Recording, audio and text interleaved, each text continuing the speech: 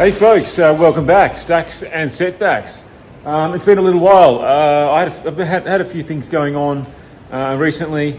My wife and I went over to the States for a month back in September for a holiday. So that was sort of September out, early October we got back. It was awesome trip, fantastic. We did a lot of hiking and camping and creeks and mountains. We normally sort of basically jump in the car and try to hit as many cities and towns as possible. But this time we sort of took it one step back and decided to spend a bit more time in each little town.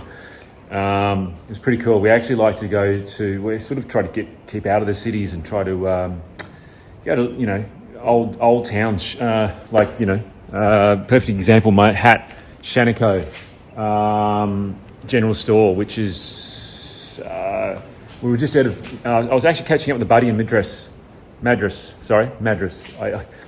We say Madras, I should say. I'm actually saying it properly now. Which, you relate to the Indian food, no offense, but it's, I was told by my good buddy who lives there, who actually, funnily enough, it's where I bought the red truck from. So that's interesting. That's just what a segue that is. I didn't even plan that. So we were staying in Oregon. We were coming through Bend, and I was looking at the map. No, sorry, my wife was looking at the map, and I said to her, "Are we anywhere near Madras?" I'm going to say Madras because I would have said to her Madras, but I'm going to get confused.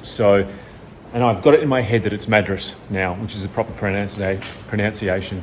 So I said to my wife, "Are we going anywhere near Madras?" Madras, jeepers, there you go.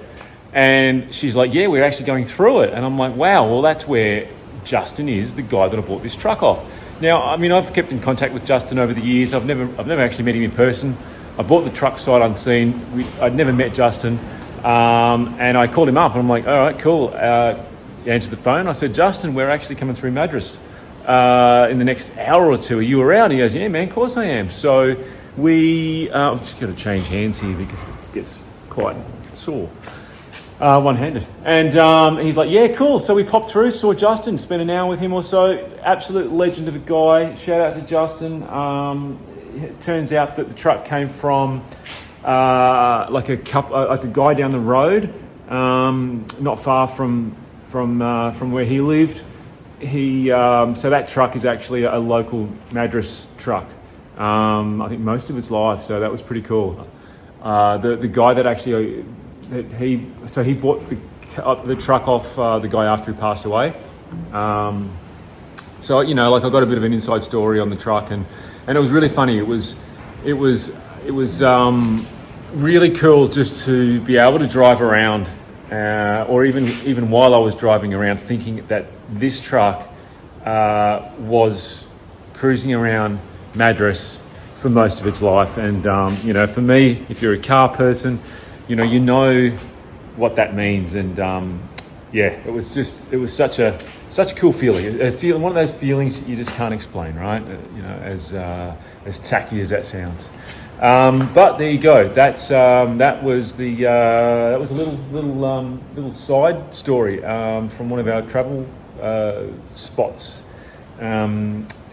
in the US. So that was cool. Anyway, we spent a month in the US, and I won't go into what we did and where we went, but it was super cool.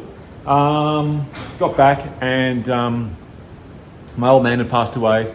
Unfortunately, he lived in Thailand, so I had to do a trip over to Thailand, and so here we are back into reality. And I thought I'd do a video of the crew cab actually, because that's currently what I'm working on at the moment. I haven't really done anything else to, this truck really hasn't moved for probably 6 weeks, to be honest, maybe more. I'll show you the crew cab, what I've been doing on that. Bit of progress is actually happening, which is pretty cool. I actually ended up buying a car overseas while I was in the US as well. So I'm not sure. I mean, it's not a secret, but I'm sort of not telling anyone for no particular reason. It's not actually anything too special, so maybe that's why. But I've got plans for it. I got obviously in my head already. It's built, So I'm working through that and what that looks like, and there's actually a bit of a road trip coming up to Adelaide in the next 4 weeks. I'm going with a buddy of mine, so I ended up buying so this car that I bought in the States is a 6-cylinder. And putting a 302 in it, and they came out with 302s. It's a 2-door, and it starts with C, okay, and it's a 1971 model. So have a think about that. It's a small car as well. So yeah, let me know if you can work that out, and put a comment below, and we'll see who's close. So I'm chasing a 302 for that. I found a 302 in a Fairlane. In Australia we had, I think maybe you had Fairlanes, but this is definitely a different model.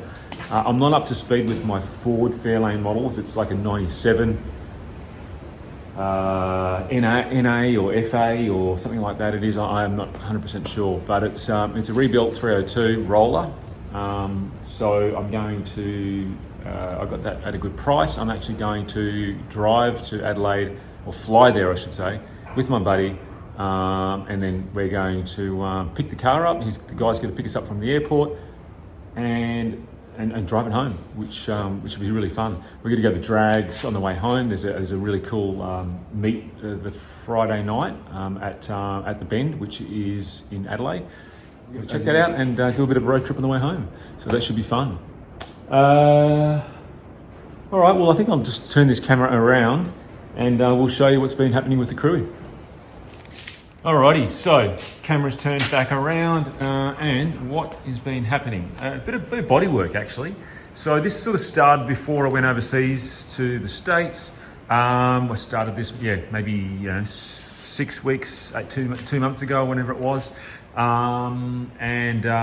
Basically, from the previous videos you would have seen, there's not much rust in the cab itself, so there was minimal repairs to be done. There are a few little spots at the bottom of the doors, a few little bubbles that I have repaired. And also on the roof, there were a few bubbles around this front corner. Nothing actually all the way through. It was just I guess some surface rust with a few pits. So I sort of wanted to go through and sort of repair that. I also wanted to clean out the gutters, re-seam seal it, and just make sure there was no other rust. So I ended up, I guess, exposing exposing a lot of the old, actually taking off all the original paint, all the old paint, which obviously meant that I needed to blend in some new paint. What else did I have to do? What other repairs? I think that was it, actually. Like, the interior is... The other thing that I've been doing, let's just chop into this for a minute, is the interior. So the interior is pretty much finished in terms of the dash. The dash is all in, new dash pad. And look, sorry, I've probably been through this in the previous video, but I'll quickly whip around now. I've painted the floor, everything's cleaned up, everything's put back together. I've got to put some underlay in this rubber floor mat. I've got the rubbers for the doors. So essentially, yeah, that interior, and I've just got the seats that I need to get fitted. Well, I should say the covers I need to get fitted, the SMS covers. They're at a buddy's place, so I've got to do that. But yeah, that was so going back to the body and the paint. That was pretty much it. It was just a bit of repair work, or a bit of blend-in work, which ended up being a little bit more tricky than I first expected. Now, one thing that I really got stumped on, or not even stumped, but sort of, I don't know, made a mistake, or I don't know what it was, but the truck's paint coat is springtime yellow, okay? Now, I put a couple of posts on the Facebook group, on a Facebook group, which is actually a paint and body group for advice, because I mean, it's not my thing. I do enjoy it, but I don't know a lot about it. And I asked the group, I'm like, hey, I've got these little repair spots that I need to blend in. How do you do it? And everyone's like, man, paint the whole truck. Why would you bother? Blah, blah, blah. And I'm like, look, I don't want to go that far. The body isn't too bad. and I just want to sort of blend in what I can. There's not a lot of repairs to be done. Everyone's like, and I must have mentioned springtime yellow. They're like, man, that's not springtime yellow, that's Wimbledon white. Now I'm like, well, the paint code on the truck says springtime yellow, and so, you know, it is a springtime yellow truck, but and I've painted the inside springtime yellow. It's super dirty, but you know, the dash is springtime yellow. The interior is more representative to springtime yellow, as you can probably see from the video. But then you come on the outside and you can actually see a bit of the color contrast there. This is really light. Now they're all saying, oh, it's not springtime yellow, it's Wimbledon white, blah, blah, blah. And I'm like, look, I don't know. And I still don't know. But I think obviously the outside's been painted at some point. They've probably mixed a color, and it's probably, you know, a mixture of who knows what, but it's not actually a true springtime yellow. Now I know that because when I did and you would have seen this from a previous post, a previous YouTube, I did the firewall. And in the firewall, you could actually see a vast contrast between what I thought was, you know, springtime yellow on the body, but then when I got the guys at my local paint shop to mix me up some springtime yellow, and I masked sort of around this area here to paint the firewall, you can see the contrast, the difference in color. And I'm like, oh yeah, okay. And I'm thinking, okay, well, once I buff this, maybe this will bring out the yellow a little bit more. And you can sort of see I started to buff a little bit here, and it really didn't. So it's a bit of a mix and match, but hey, look, you know, whatever. It's not too bad. It's actually not as bad as it I guess looks from from inside to outside. I mean, it is what it is. I'm not going to paint the outside. I do like the fact that it's actually a bit beat up and you know, scratched and dinged and everything like that. And then also I like the fact that, you know, the chassis and engine and everything like that's all completely restored and painted, which I like that sort of look.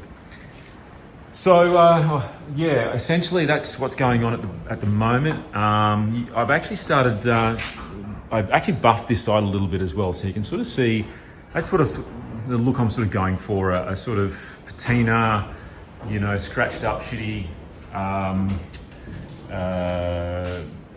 paint body.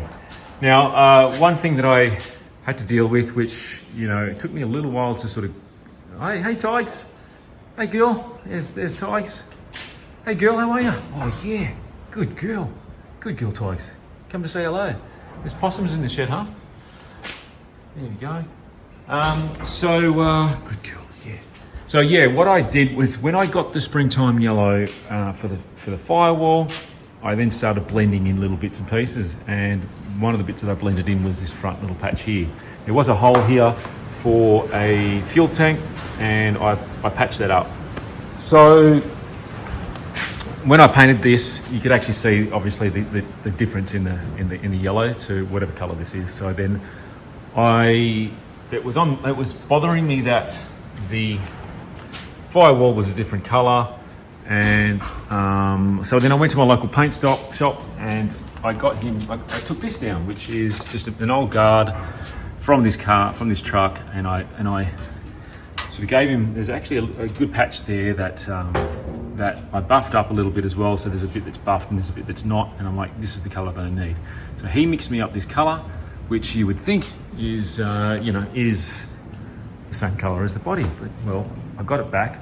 I painted the roof yesterday, and it was like, wow, man, there's still a lot of yellow in that mix that he did. Whether it was a great job or not, I don't know, or whether it was just, I mean, obviously it's an old fender, and I mean, you know, I'm not sure if that fits under their electronic digital wang bang thing, but anyway, cutting a long story short, the color between here and here, because I masked off through here, I didn't need to paint below that, was a lot different. And I'm like, man, like, what do I do now? So and I'm like, it wasn't too bad, but it was still, you know, my OCD was kicking in, and did another little repair here as well. So what I did was So that was the colour they mixed up. And I had a bit of high fill primer, a bit of grey. And I'm like, oh, fuck it. I'll put a bit of high fill into, a bit of grey into the yellow and just sort of see what, there we go, that's it. Yeah, that could be it. That looks really yellow in there, doesn't it? It's so funny, but it's actually that. But anyway, that's what I did. I mixed a bit of grey with the yellow and it worked. And I'm like, cool. Did a bit of, you know, a bit of dabbing on here and on the original yellow. There we go. That's springtime yellow, right? You can see that, that's the original fuel tank. So anyway, so I ended up, you know, finding a little patch and I'm like, yep, cool. That actually worked out really well. So that's what I did. So that is now the finished roof, blended in. Not perfect, but it's gonna be okay for what the truck is. I've still got to go over it a little bit, probably give it another wet and dry, and then I'll give it another buff. So I've sort of, you know, scratched a little bit, weathered it a little bit. I just need to, I don't want to go too far. You know, you sort of, you can go too far with your weathering, and then it looks like it's too, what's the word? Yeah, just too made up, not natural. I also did the bottom of the doors, so I blended those in. There and there, you can actually see a little bit there still. I actually put a little bit of, I was actually discoloring the fuel filler, and I was sort of making this all weathered, and it sort of, and I was doing that with a little bit of thinners, and a little bit got on that patch there. So that's why it's a little bit discolored, but that's what I was trying to do there. I also did, I think I mentioned this before, I also did this little corner here. I'm still yet to buff this piece here, but that's actually, that whole section there is the color that I mixed up. And also, oh, and I did the firewall again. So that's the new firewall. So pretty much the same. You can see here where the guards or the fenders haven't hit the sun. So there's your springtime yellow there. And the other bit that I did was this little section here. Again, a bit of weathering and a little bit of scratching. I've got to go over that again with a little bit of wet and dry, but essentially that's a new patch there. There was a hole in there for another fuel tank.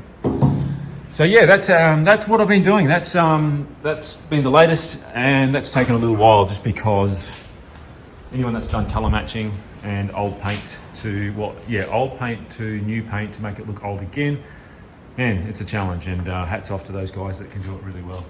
I did this front guard, there's two fenders. The bottom of the fenders, you would have seen in a previous video, I repaired those. So they were patched up, and I've weathered those. So to make it look like it's just old and shitty. And the same as this one. This one here was pretty much all, I think, yeah, this was pretty much all sanded off. So there was no yellow on this one. So that one turned out pretty good as well. Again, you know, a bit of weathering. You can see the old hood there with the new paint. Again, not perfect, but it's pretty close. So yeah, there you go. Now, what else has been happening? Engine. I've been working on the engine as well. I'm not sure whether I've posted anything about the 352. I think the initial startup when I first got the truck and got it running with a mate of mine, Neville. He's been helping me with this. And I've also got my Bible, which is big block Ford engines, which that's been great. First time rebuilding an FE, and actually first time rebuilding an engine. So completely, that is the bottom end, I should say. It's been great. It's been fun. I'm loving it. Crank's been ground. I'm actually using, it's just a completely stock 352. It's going to be a 2-barrel. Stock rods. Pistons were fine. Original pistons. Obviously new rings, new bearings, new seals. Everything like that's new, of course. New, oil pump and all of that. But just keeping the original internals really. The bores were good. I'm not sure if I can spin this around. I'll try to do it. That's probably the best I'm going to get at the moment. But with one hand. But yeah, bores were really good, gave them a hone, and cleaned everything up. So I am really close on the 352. I have the heads over here under in my little garbage bags, keeping them all dust free. So they're all ready to bolt on. Rocket gears all restored. Valves, I've taken all the valves out, checked all the spring pressures, and I have just seated the valves. And so pretty much, what do I need to do now? There was what did we do the other night? The little dowel for the timing gear that goes in here was just a little bit short. So this had been rebuilt before. You could actually see someone rebuilt the engine. But the dowel pin that they used wasn't long enough. So it wasn't actually going onto the gear. So there's a gear that sits here onto the cam. The top gear of the timing gear, it wasn't, the pin wasn't coming into that gear enough. So if that did dislodge for whatever reason, then obviously that would be a world of pain. So a mate of mine who has many F parts has given me some dowel pins to try. I think that might be, I'm not sure if that's the old one. No, I don't think he had the old one, so that must be, there's two there. You can see actually a couple of different lengths. So there's that. One push rod was bent, and that was when we first started the engine. We noticed that. The valve, let me just grab this. The lifters, they were just completely gunked up, and I don't even know how it ran, to be honest. I mean, no doubt that's why it bent a push rod, but I went through these lifters, and look, they were actually fine. I just went through them, took them apart, and restored them essentially. The old egg carton trick with putting the lifters back into the correct pot. So that's it. That's where we're at. I was waiting on that dowel pin. Got a new push rod or two. That's the rear cam cap. So I've got to put that in, and then I can start actually. I'll put the sump on. I'm cleaning the oil pickup at the moment. That's in the cleaning bath, so I'll have to whack that back on. I've got the special bolt for the truck, four-wheel drive truck pickup stud. And essentially this can all go back together, and then give it a coat of paint and put it in the truck. So I'm super excited about that. I think that's going to happen pretty quickly. I'm pretty happy with the body at the moment, so until I put the truck back together completely, or at least put the body back onto the chassis, I'll take another look at, and once the front clip goes on, I'll take another look at how all these colours look with all the different patchwork that I've done. Excuse me, and see reassess that situation then. The other thing that I did is fitted the steering box. So that's I've got to take this off. Let me see if I can get in here. I've got to take this off to paint the bracket that I made, but I made a little standoff to put this power steering box onto the chassis.